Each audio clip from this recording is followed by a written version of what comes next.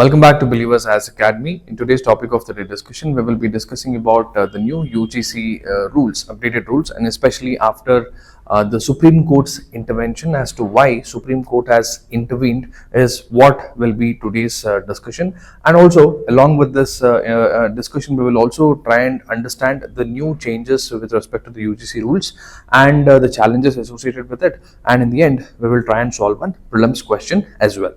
So, talking about the context after the release of the new UGC rules 2026, which aims, in fact, it is a very holistic policy which aims to create a huge safety net to curb discrimination which was earlier happening to varied sections, right? SCSTs, women, physically abled, and basically it was trying to bring a blanket protection to all of this. However, has been right now put under stay by the Supreme Court, stating few reasons. What are the two major reasons? The regulations which the new UGC has brought in has raised serious constitutional and also social concerns. Second is, it is also creating a situation where it might or it will have a potential of far-reaching and diverse consequences on the long run going forward, right? So this is the reason why right now it is under the judicial scrutiny of the Supreme Court. Let's try and understand what this is in this particular video. So in brief, we will just try to know what are these UGC guidelines that we're talking about, 2026 new regulations which tries to create equity, and if you have to see that this is the one that tries to promote equity, inclusion, and most importantly non-discrimination, and this applies to everyone, all, including the teachers, the students, the non-teaching staffs, right? So it pretty much covers everybody under the policy to create or to promote equity, inclusion, and non-discrimination, because the very official name of this new rule says UGC Promotion of Equity in Higher Education Institutions Regulations 2026, and it applies to all the colleges and even your degree colleges as well, right? Even your PU colleges and also degree colleges, be it central, state, deemed to be private universities, and also any colleges which is under the ambit or under the umbrella of UGC also comes under this new UGC guidelines. So even before we try and understand what are the new provisions, let's first know what UGC is. UGC basically is a statutory body which is created under the UGC Act of 1956, very important for the prelims examination. And if you know, the headquarters of UGC is in New Delhi, and these are the following functions, especially the most important function of the UGC is to allow grants for all the colleges which are under it or any universities which are under it, and it also maintains standards of higher education, and also it advises government on the educational reforms that is required as and when the situation or the time requires. Next, talking about the origin, we can see that the origin is from the Sargent report of 1944. That is also very important to keep in mind. So now let's move on to the important underlying issue which necessitated this new UGC rule to come. So that we will discuss with respect to the old guidelines, which was I think in the year 2012, which was just a moral obligation.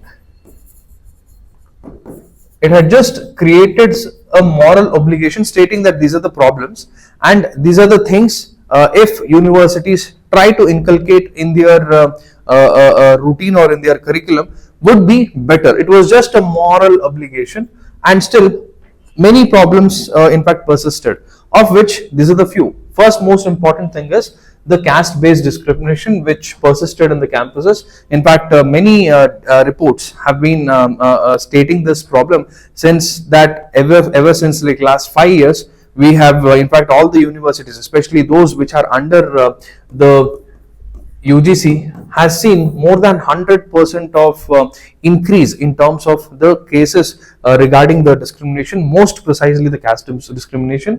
And also another biggest problem is the limitations of the earlier mechanisms to engulf SC/ST students, and also to provide them with a separate cell for probably to address their grievances, right? And that also created a very weak grievance redressal systems in the UGC. This was also biggest the problem, and the evidence was also being given through various reports, of which one of the important report is the Thorat Committee in the year 2017, which highlighted about two major issues. One is the campus segregation, right, where the segregation used to happen in the colleges or the campuses based on the category of the student, SC/ST and all those things, and most importantly the social exclusion in the hostels, labs, classrooms, playgrounds, everywhere, right? So these were some of the important most dire problems which were associated with the colleges or the universities before the 2026 UGC guidelines,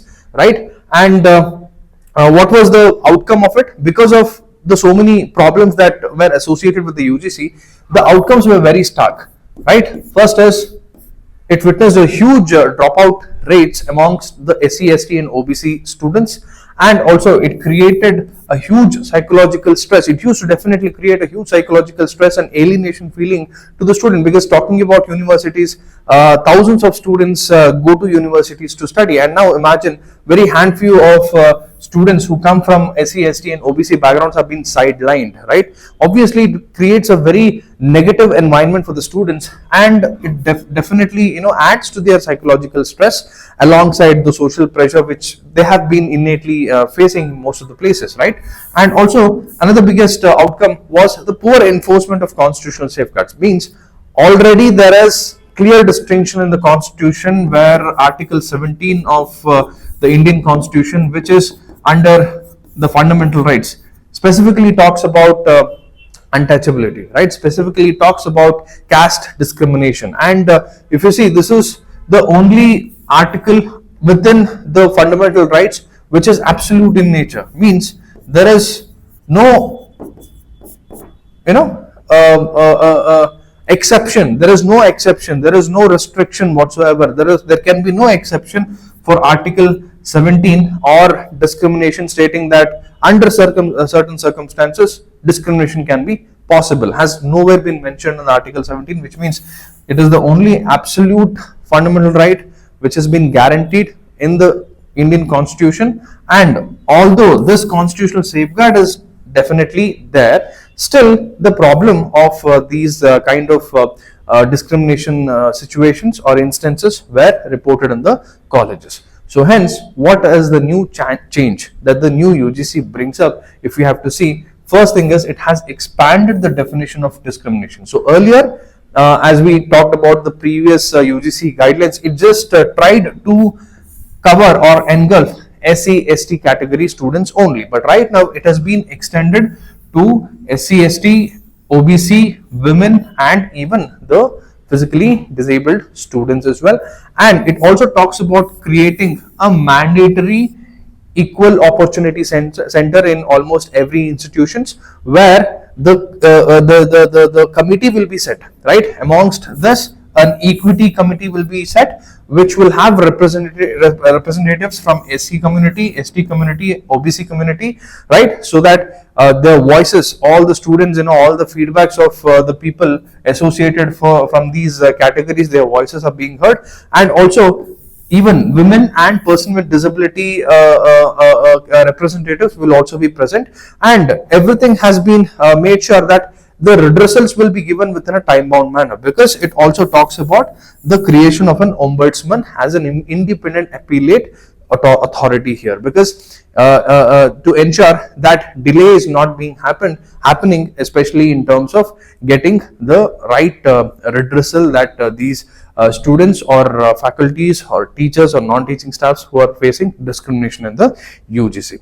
So apart from that, it even has talked about or introduced strict penalties, right? And of which The first is the debarment of the UGC schemes, means that particular institution can be stopped the funding right and then, right, and also withdrawal of the UGC recognition also, right. UGC recognition which has been given to that particular institution can also be removed instantly then and there, right. And also it talks about creating a national level monitoring committee to make sure that the implementation is happening properly, right. So however, what are the problem? Because what is the concern? Because UGC, you can see everywhere there are news going around saying that UGC guidelines, the new UGC guidelines is not fair enough, right? So one of the biggest problem is whether it is a tussle, it is pretty much like a tussle between the institutional autonomy and the regulatory control, first thing. Second is the fear of over bureaucratization in that area where it is not absolutely or not so much required, right. And also administrative burden on universities as well, because right now we know it is talking about creating a separate committee and another cell which talks about the grievances, or which talks about taking care of the grievances of the problems there, right. And this adds on to the already stressed environment of the UGCs, right, which according to the critics, right, this is not my opinion, but this is with respect to the critics. And one of the biggest reason why the government has or government is receiving the backlash is because of the possible misuse that can happen over a period of time. Maybe if this UGC rule is not digested the way it is actually intended to, right? So it could be used as a tool to over-report or let's say maybe a tool against the general category students, or let's say, even when everything is fine, even when the college university is all doing good, there could be instances when this can be misused as well, right? So this is the biggest problem, and this is the biggest reason why so many protests and strikes and the backlash has been happening so far. So from the UPSC's point of view, it is better to understand the changes that the new UGC rules or the regulations tries to bring in contrast with the old one. And also it is from the prelims point of view, it is important to know what UGC is all about. And also it is better to understand or create your own analysis as to how the situation is going to impact the entire learning system in the, or let's say, learning atmosphere in the country for the next few years. So that is what is mostly important, and which we have pretty much discussed in this video. So even before we end the video, let's solve one prelims question. With reference to the UGC Promotion of Equity in Higher Education Institution Regulation 2026, consider the following statements. The regulations mandate establishment of equal opportunity centers in all higher education institutions. The Ombudsman acts as the first authority for grievance redressal. Non-compliant institutions may face withdrawal of UGC recognition. So that's all for this particular video. So if you have any more doubts or clarifications, or maybe if you have any suggestions that probably if you want to mention, or let's say if you want to another video on any particular topic, you can just let us know in the comment section. We will definitely make a video on that. So that's all for this particular video. Thank you. Have a wonderful day.